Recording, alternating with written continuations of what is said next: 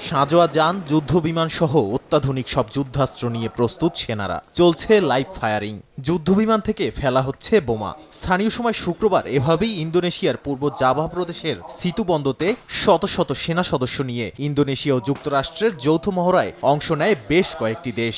এ মহড়ার নাম দেয়া হয় the combined arms live firing exercise বা ক্যালফেক্স। মূলত দ্য সুপার গারুডা শিল্ড 2024 বা SGS এর অন্তর্ভুক্ত এ মহড়ায় যুক্ত ছিল জাপান, যুক্তরাজ্য, Australia, France, Canada, Singapore, Thailand, দক্ষিণ কোরিয়া ও নিউজিল্যান্ড। এবারই প্রথম নয়, এটি SGS এর 19তম মহড়া। প্রথমবারের মতো এ মহড়া অনুষ্ঠিত হয়েছিল 2009 সালে পশ্চিম জাভার বান্দুংয়ে। তবে মহড়ার প্রধান নেতৃত্বদানকারী দেশ হিসেবে রয়েছে যুক্তরাষ্ট্র ও ইন্দোনেশিয়া। দুই দেশের মধ্যে পারস্পরিক সম্পর্ক বৃদ্ধি ও আঞ্চলিক নিরাপত্তা জোরদারের জন্যই এই মহড়া।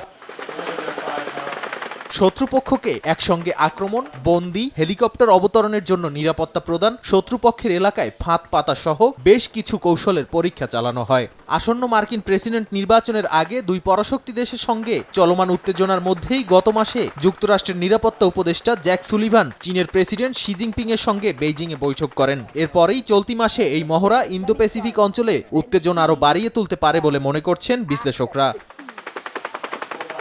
নাদিম মারজান, সময় সংবাদ।